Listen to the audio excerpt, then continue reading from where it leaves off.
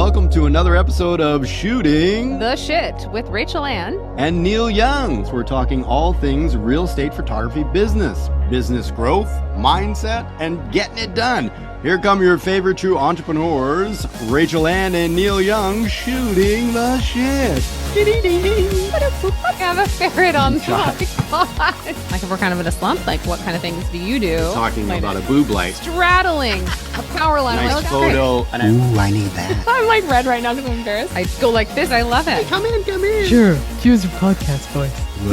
Over here, I'm pitting out. Drone's like flipping to the ground. That's a great callback. Chit-chatting. Is that what you call that? Hey! Rach, who do you love? HD Photo Hub. Today's episode is brought to you by HD Photo Hub. The platform real estate photographers trust. And so do we, because Rach and I both use it on a daily basis. Check it out. Check it out. Check it out. Check it out. Check it out. Check it out. Chickadee, check it before you wreck it. Welcome back to Shooting the Shit with Rachael and Neal. Hi, Neal. Hi, Rachael. How are you? I'm fantastic. I really am good. How are you? I'm really good. So we've been busy. It's been busy season and a lot going on. You're still running around like crazy as well? Yeah, I mean, this year hasn't been as crazy as we had hoped with interest rates and whatnot, but yeah, we're steady. We're good. Yeah, I've got other stuff going on with master plan and then obviously the podcast. So plenty to keep us busy. That's for sure. Yeah, my role has shifted within the business. I've been working hard, as you guys know, for like 2 years to get myself out of the business. Mm-hmm. And so it can run on its own. Part of that was hiring Casey, my full-time assistant.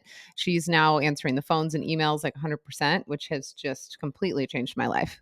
I don't get phone calls on my personal line anymore. It's crazy. Like occasionally. That's and amazing. Then I just forward it on to our business line and I'm like, Casey, can you take care of this? And she's like, yes, I can. That's cool. So it's been great. So that has freed me up to actually focus more on growing the business and getting us more clients.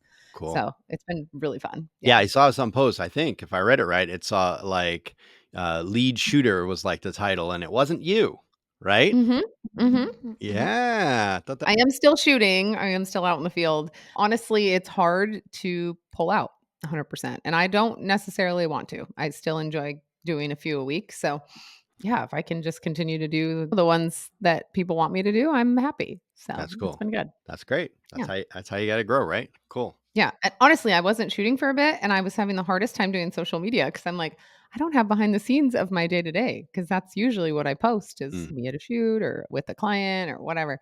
So I was really struggling. I'm like, this is going to be hard when I pull completely out to continue the amount of social posts that I do. And I've asked the team, hey, send me photos and they've been pretty good, but it's just hard to get the content that you want when you're not doing it. I was thinking about that, Rachael, actually. What I was thinking in my head is like, I like going on the shoots, but one of my favorite parts is getting some of the content, the like behind the scenes and all that's fun to do.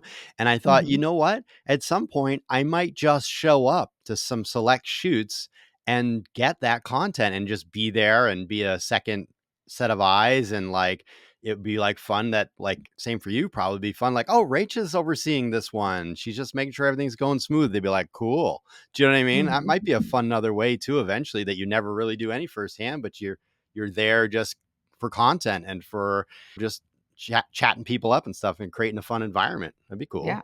100%. Yeah. I think that'd be valuable for everyone involved too. It'd be good opportunity for me to train further and interact with the clients and see how the team's interacting with the clients because that's really important, making sure we're all on the same page. Well, like you think about it, if you're ever on a big set for like a big production, when you're a one-man show and you're doing your video like I do, it's you and that's it. You're the cameraman. You're also the director. You're also the cinematographer. But like on a big to-do, there would be a director looking over their shoulder to make sure everything's going right. And there would be a cinematographer. So essentially there'd be that role. You're either acting as a producer or a director of some kind. So it's almost like a higher level kind of production at that point. It might be a nice touch. Totally. Yeah. No, I love that. I know with Master Plan, that's what we do. Like sometimes I'm the talent and there'll be a producer there and they're looking over the seat, watching the screen as we're recording. And I say a line and they're like, do it again. Do it again. I'm like, oh, yeah. Okay, fine. It's not good enough. Anyways. Yeah. So that is definitely a role 100%. So yeah, that would be an interesting. That's cool. What do you, I see your bottle there that looks like, I don't know what, like castor oil. What are you Definitely drinking? not drinking castor oil. I'd be in the Clean bathroom out a the lot. system. No, it's kombucha. It's Oh, doctor brewed kombucha. kombucha. Yeah, clear mind. Yeah. It is rosemary, mint, sage, and green tea.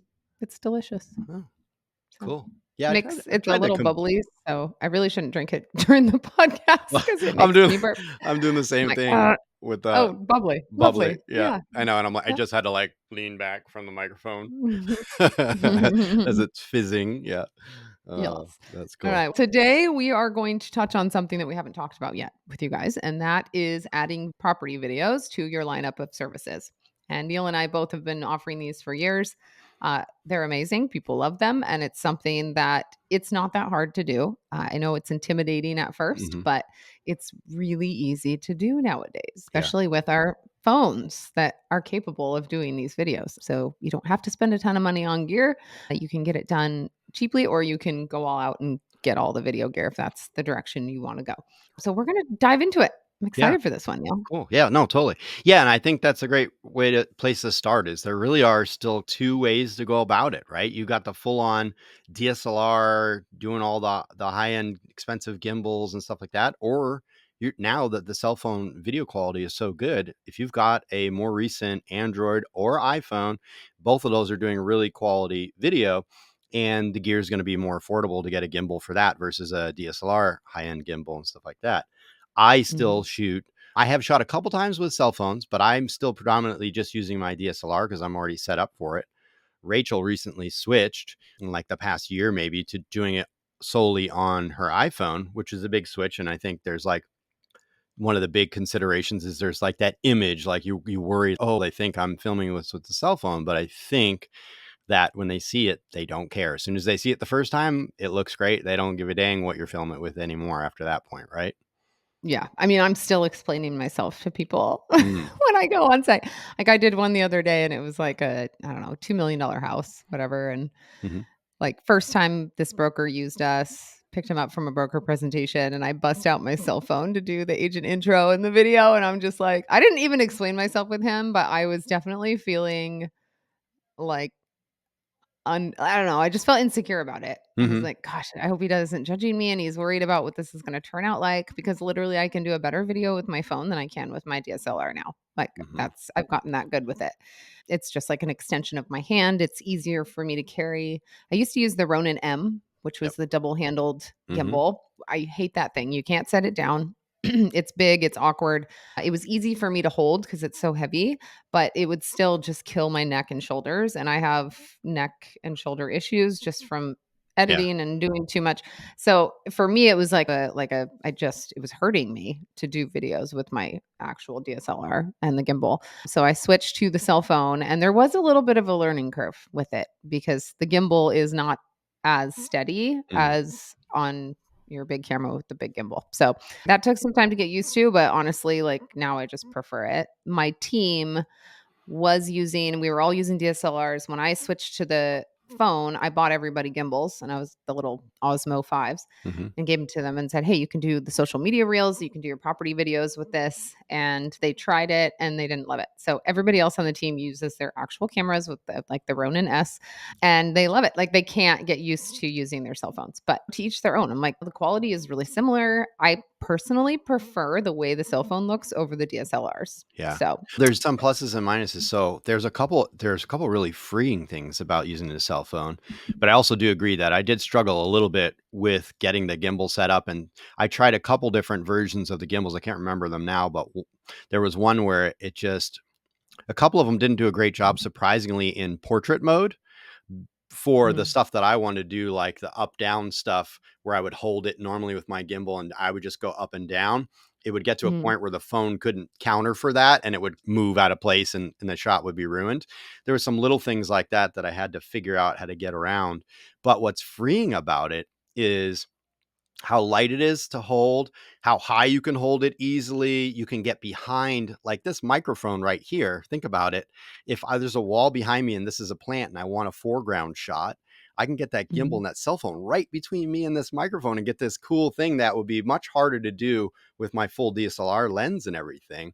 So some of that stuff I found a little freeing, like, wow, I actually like doing some of these movements better. So there's definitely trade-offs and learning curves, and you got to make sure you got the right gear. But the DJI Osmo stuff that's what I ended up with now. I don't use it for my walkthroughs right now, but that's the one I ended up staying with after trying a couple gimbals. It seems to work the best for me. And Mhm. for what I use right now, just so you're aware, and let's talk about both our setups. But for just the camera setup, I use the same camera that I use for my stills, and I use the same lens that I use for my stills. I have a Sony A7 IV, and I shoot at 124 frames, and I shoot in HD. I don't shoot 4K on that. I just want the 120 frames is mainly why I do it. And also memory cards and stuff. It's just easier to shoot in 120 HD than having to have the super expensive cards that are fast enough and all that for the higher end quality settings. But never had a complaint about the quality. It looks really good. And I shoot on the 1635 f4, same. Hi, kitty. My cat just ran in front. Same as I do my stills with. And then the gimbal I use is a Ronin. Oh, what is the new Ronin I use now? Hold on. Oh yeah, RS3 Pro, which I just recently swapped to, just because I was getting a pain in the neck with my old Ronin S, which is very similar looking. It's just harder to balance and stuff. That it just wasn't easy to. It just has some nice improvements that just make it easier to make slight balance adjustments and stuff like that. I was always fighting on the old gimbal, so it was really just a nice to have upgrade, which I wouldn't go back now. I really like it, but that's my basic camera setup for that. And then you're using the Osmo 5 and you're using an Mhm. iPhone what? Yeah, I have the 14 Pro Mhm. iPhone and I shoot in ProRes. Yeah. So, and those files are massive. And then when I get home, I just plug my phone into my computer and I airdrop it, and it actually transfers quicker if my phone's plugged in. I just discovered that recently because before it was taking like 30 minutes to transfer my files. I'm like, okay. Because sometimes you have like 60 clips if you do a couple houses in a day, and it's like, Yeah. oh my gosh, this is a lot. One of And then my I, biggest concerns too is how do I get those files from my phone to my editor like I normally do? And so you Mhm. do that to get them on your computer, and then do you just share them via Dropbox or something? Yeah, I just upload them. I organize them, then put them into Dropbox. Yeah. So I number them like in the order I want the video to be put together. I number the files in order and then send them to the editor. So I think that's important because the editors aren't there. Like they don't know what the flow of the home is. So it's important that you organize your clips so they know what to do. And like legit, our editors are so basic. Like if we send them two of the same clip, they'll literally put both clips in the video. Don't take any real creative freedom or like taking out clips that are blurry. They'll leave in blurry clips. I'm like, Yeah. okay. So you definitely want to watch it when you get it back. I always check the videos first thing so that I have time to send them back if I need fixes made because editors go to bed. The ones that live overseas, you have till about 11 o'clock to get it Yeah, fixed. and we So, both that's important to know that we both use overseas editors that are in a different time zone than us, so they work overnight, so we have to share this to them, and we have to get it to them so that they can accomplish it to have it ready next day for Rachel, and I do 2-day turnaround on mine, but still I want them to work on it right away. Now, I need them to get 2-day turnaround because I'm a little bit different than Rachel. I don't have as much quantity as Rachel for the videos. So the most I ever get is, and it's unusual to have 3 videos a day. I'm usually only getting like one a video a day, maybe two. So I have one dedicated editor that does it, and he has a lot more creative license. I don't do as specific notes for him just because he edits the same way I used to do. But if mm. ever I needed to start doing more videos, I'd have to really iron it out a lot more to just be like this shot, which is what Rachel does. She does like shot number one is probably like what a push into the Like house. a 400 feet to the front of the house, and then Right. shot 2 is like a straight down layout with the drone, and we don't always add drone video, that's an additional service Mm, they can add on, so that's just an upsell, and drone video is a great way to get started with video. Before I actually did interior videos, I did a drone video, and then I would take the still images and put them into iMovie. I edited it all in iMovie in the beginning. So I do drone video footage, then it would go into like a slideshow of the actual interior stills. And then I set that to Ken Burns. So the photos would like zoom in and zoom out and like so it yep. looked like it was moving, and then it would end with drone footage at the end. And Yep. then I would put text overlays throughout the whole thing talking about the features, and people loved those in the beginning. And I would do sound effects, like if it was on the ocean, I'd add the sound of the waves, and Mm, I had music I would put over it too. So those were a hit, honestly. Those did really well. And I honestly was just terrified to do interior videos because it was just a skill I didn't know yet. And I was Mhm. like, okay, finally someone asked me, can you just do an interior video? And I was like, okay. And I totally overcharged. The video looked like crap. I learned a lot, but after that, I just kept doing it and doing it. And eventually you learn and figure it out. And it's a very lucrative service to add because I charge more than photos for my videos. Mhm. So Yep. it's definitely worth it. I mean, it can double your income easily. And everybody wants video now. Like our videos are so popular. And I honestly, like, our videos are fine. They're pretty, like, standard, but I've seen so many beautiful cinematic Mhm. property videos, and I'm just like, "I want that for our business." Like, how Well, do we get better? Im mentioned too that I think there are tiers of this too, right? That some of Mhm. these ones you see online, we think, "Oh, man, I'm not doing what they're doing," but I think I also forget that I've seen some more content from them and realize that, oh, they're not charging like what I charge for that video. Some of these people are charging a minimum $1,000 for a video like that, like a sunset Mhm. transition and stuff like that. They switch from they'll match up a daylight shot where they're pushing in, they'll do the same exact shot at sunset, and then they'll blend them together. They're Mhm. there for a longer chunk of time just to accomplish that, right? So Right. I'm sure they're Yeah. charging a higher end fee to just even be there longer and to do those things. And they're probably Yeah. selling it that way. Hey, do you want the basic video, which is what I'm currently doing? Or did you want to do the like high end? Let's Cinematic add the cinematic, luxury. add the sunset transitions. Then you're upselling them to that. So Right. something to think about too. But I charge basically just so people are aware, I charge the same rate that I charge for my stills for my walkthrough video. And then there is an upcharge if they want the drone video. It's a add drone video to that. But honestly, sometimes I just shoot the video with the drone anyway because It's it's just easier. easier, isn't I, it, than I like walking it. It's so around? much easier. Yeah. I just fly the thing around. But so yeah, but you don't have to start. So whatever your gear is, you don't have to have everything to start. It's important to say that if all you have is a DSLR or all you have is a cell phone, you can still do the regular walkthrough. You don't yet have a Mhm. drone, then once you have a drone, you can add that drone footage and do an upcharge to add the drone video to it. If you all you have is a drone and you don't really know how to do the walkthrough video because you don't have a gimbal yet, then offer, like Rachel said, offer a drone video at least. Or if you don't have any of that, offer something that can be a slideshow video at least. But be clear that I feel like it'd be a little clearer. I offer a slideshow video. I take the stills and animate them to video format because some people I feel like are a little misleading to their clients and say they give them a video and they get something like what we offer. If you use HD Photo Hub like us, you don't have to do anything actually. If they get the marketing kit, they will get some automatically created slideshow videos right out the bat, and you don't have to do anything. So you can start there. If you have HD Photo Mhm. Hub, you don't have to do anything. Just tell them, yeah, you'll get a slideshow video. Just get the marketing kit and charge whatever you want for the marketing kit. At least, and now you have a video offering. It's not a full on video, but charge appropriately for what that is. And at least they've got something to post to social media that is of video format that is not just a static still. So do whatever you can, start there, and then you can slowly build onto it. Because, like Rachel said, you're going to have clients that go, "Hey, could you do this? Could you do that?" That's how Mhm. I added on all my services. Somebody asked for it, and I said, "Huh, let me figure it out." Because why not? You know?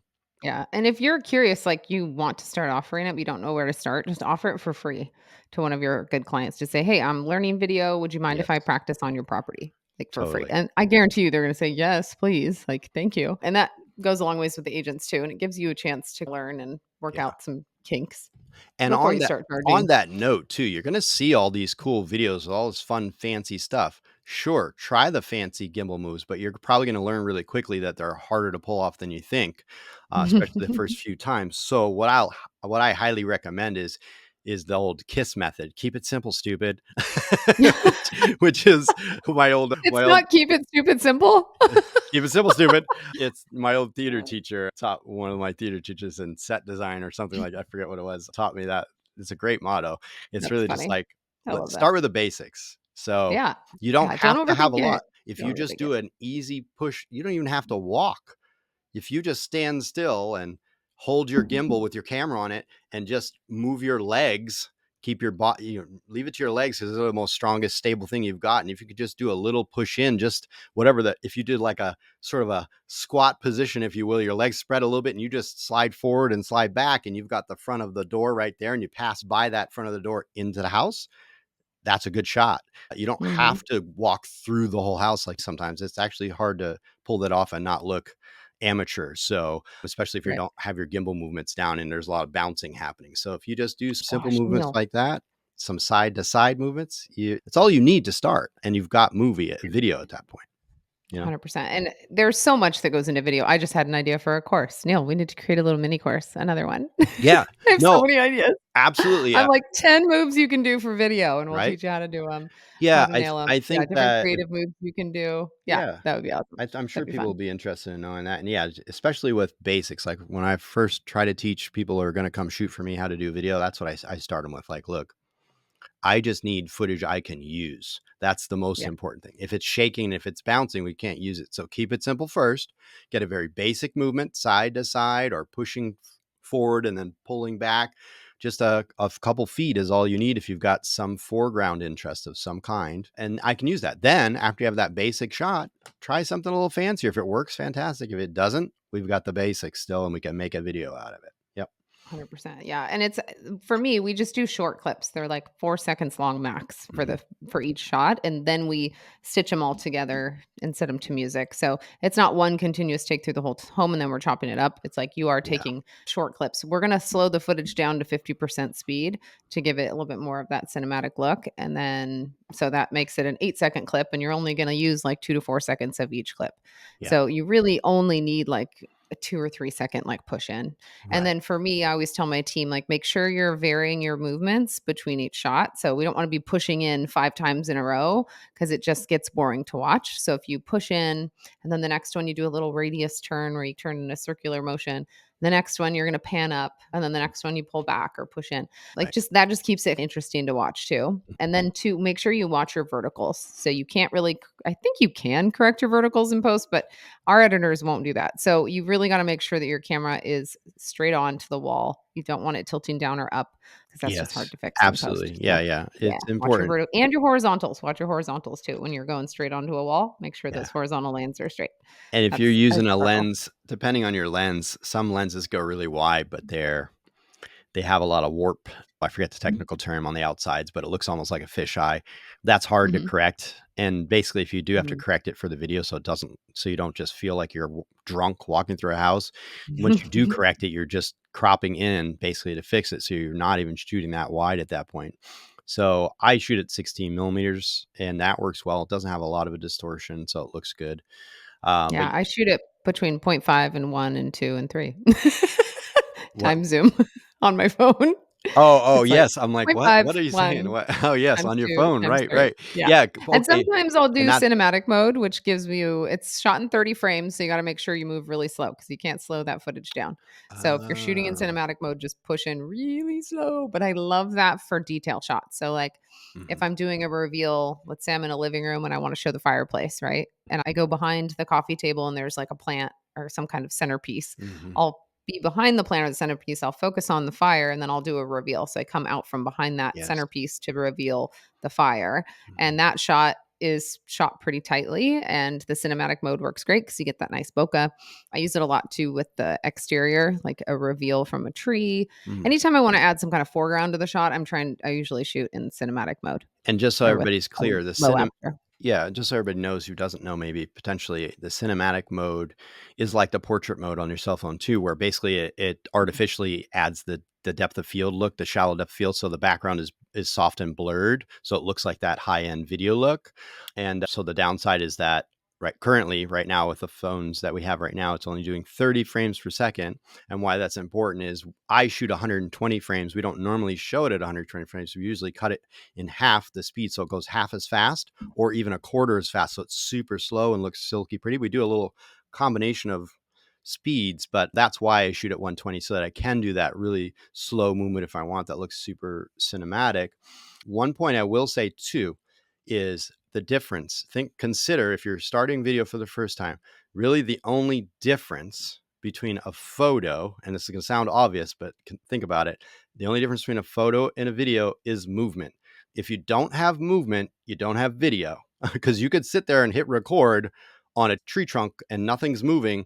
You might as well have a still, right? It's Mhm. not video.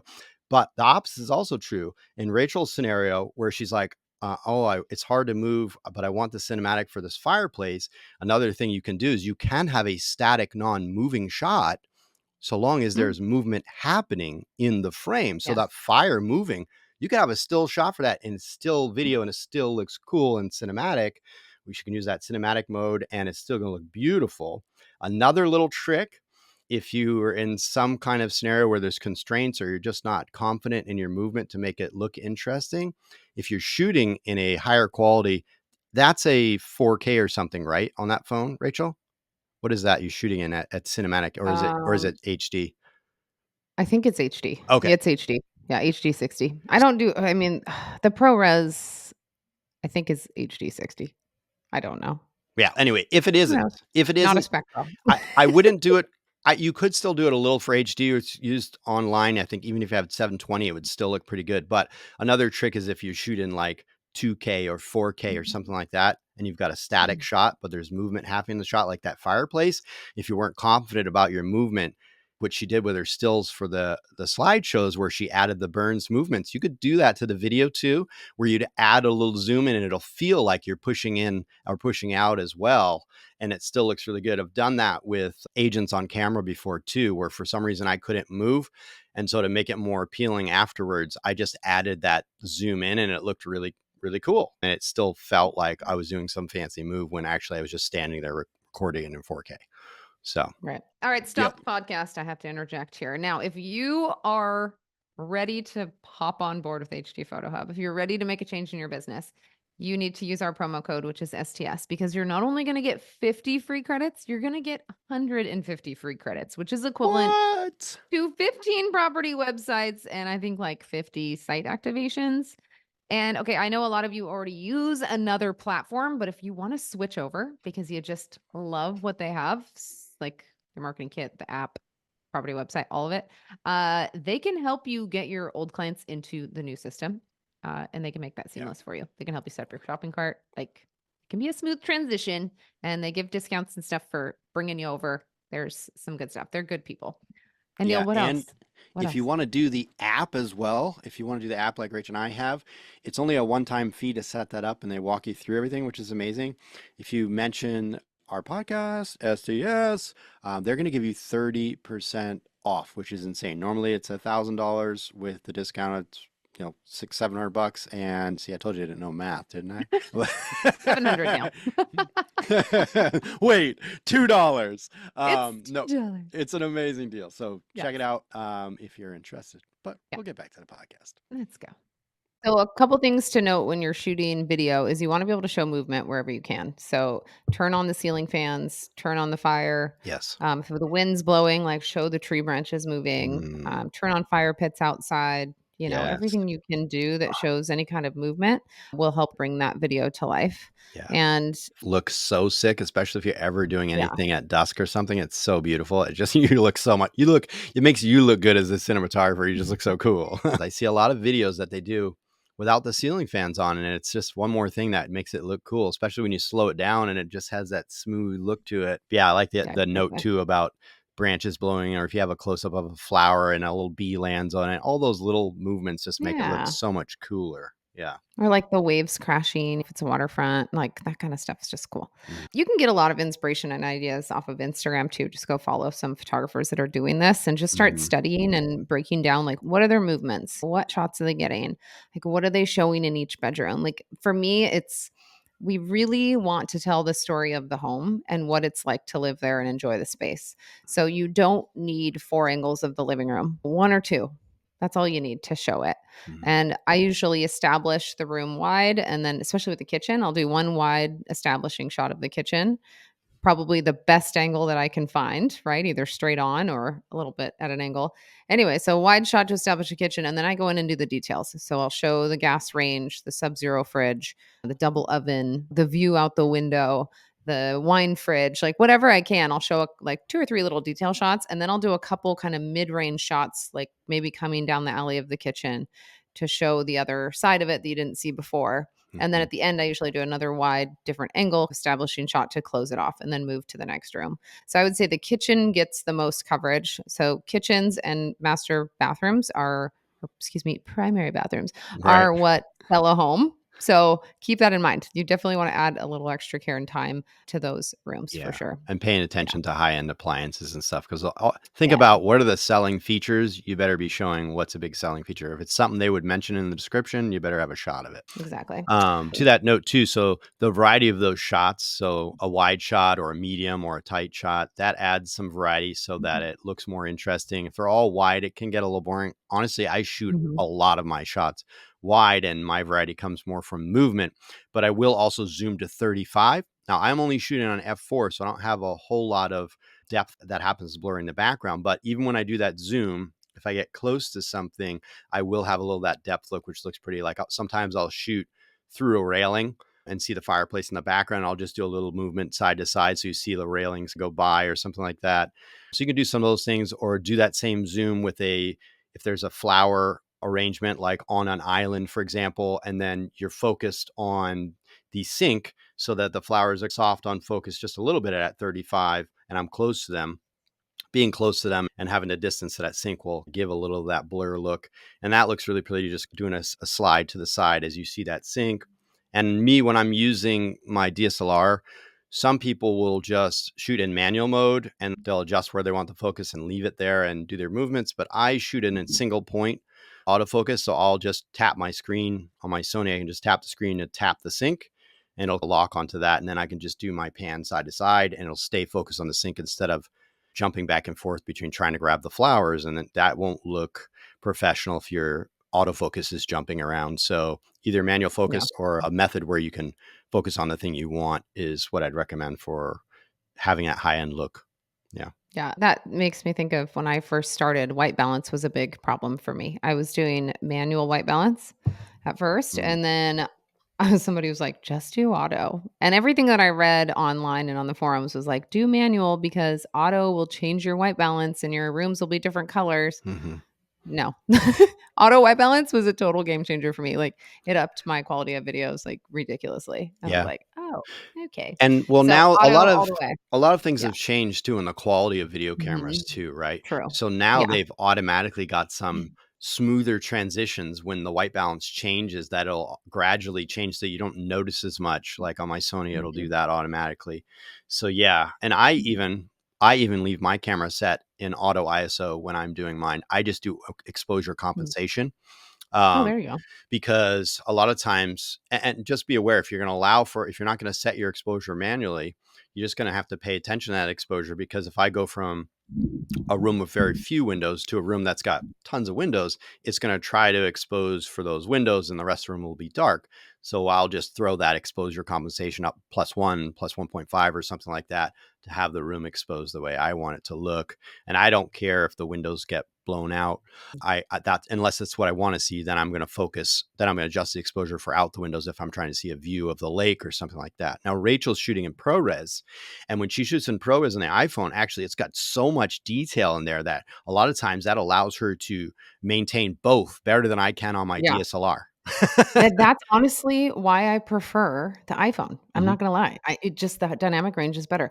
The quality isn't as good as if you had like a Blackmagic camera or something that was mhm, really designed to have that high dynamic range, but I like one of my shooters went out and did a video of a view property and it was dark in the house and the interior was exposed properly, but the windows were completely blown out and you mhm. couldn't see the view at all. And I'm like, I want to go shoot this with my iPhone because I know it'll do a better job. Yeah, When the client complained and we had to go back and add extra clips because you just yeah. couldn't see the views. And I'm like, it's so dark inside. Mhm. In order to expose for that, you've got to raise it up and it was sunny outside. So yeah, it was just So what one you of have those to that's make tough. sure yeah, you have to make sure that when you do that then if you're doing a DSLR like I am that doesn't have that same dynamic range to capture those highlights and the shadowy room in the inside at the same time, you want to make sure you do both shots to have both. So Yeah. where I've done like a wide room of the shot, a right shot of the room, right? And then I've done a tighter shot revealing the view as I come past the window frame and I'm exposed for that window. So I'm not seeing a whole lot of darkness. My main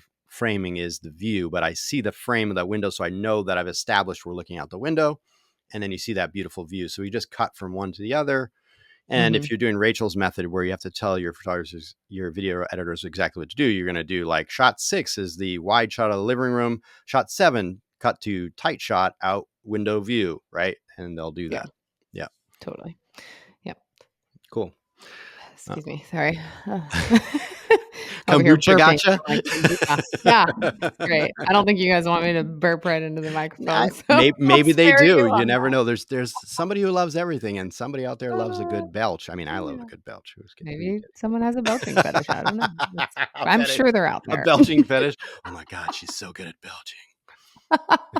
It is one of my my talents, I have to say. belching. Oh my Oh, god. see? Yeah. Now we know. Now we So, know. Neil, when you do okay, so when you do an interior property video, Mhm. what's your flow? Like, how do you decide what goes first? Like, what room you're going to shoot first? Like, how do you look at a property and decide what rooms you're going to shoot first Yeah. or last? Well, I have a little more flexibility with my editor who we work together all the time, so I'm always giving him feedback on how things should go and what the generally we have an established order of how things should go, so I don't have to tell them like if for some reason their family is home and they're like having to do work in the living room for their business or something, I can start shooting in the basement because my editor knows that we're not going to start by showing the basement, right?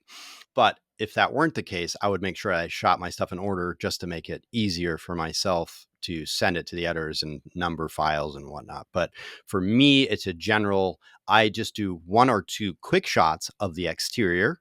If we did drone, because we can't always do drone, but most of the time I'll do drone. If we did drone, there's going to be one shot seeing the house from afar and then maybe a closer shot.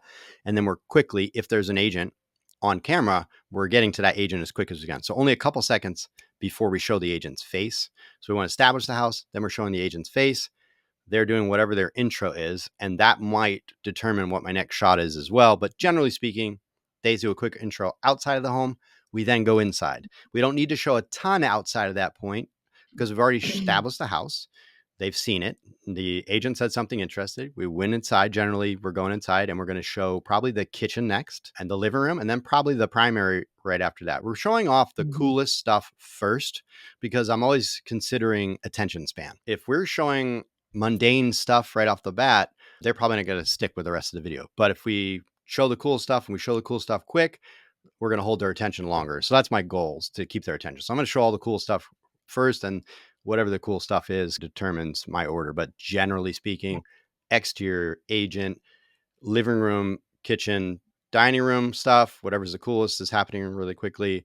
Primary, then other bedrooms, then basement. Unless that basement is like something insane, a movie theater or whatever, it might be seen sooner. If there's a pool out back, that's probably going to be in one of my first two shots real quick so they know how cool the property is and then show the agent. But then we'll show more of that property or more of those details like the pool and stuff towards the end of the video. And then at the very end of the video, I'll usually do like the wider, like neighborhood stuff that you can get more of an idea of what the whole, where everything is and the grand stuff, and then like a flyaway shot with a drone or something that's a little more epic or whatever.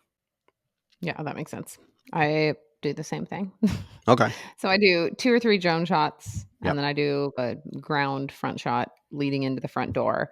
So ours are a true property walkthrough is how we sell them. So it's a property video, but it's more of like a walkthrough. So Hmm. you're gonna see the flow of the home. So we start with the entry. I usually try to go to the kitchen first for the same reasons as Neil. Just want to hold their attention, show them the best first to keep them going. Then I'll show the dining room. If there's a door out to the backyard off the dining room, I will go out the back door and show the backyard because that's part of that room. And I want to flow them through and show them what it's all about. Mm-hmm. And then we'll go into the living room, head upstairs. Always start with the primary when I go upstairs.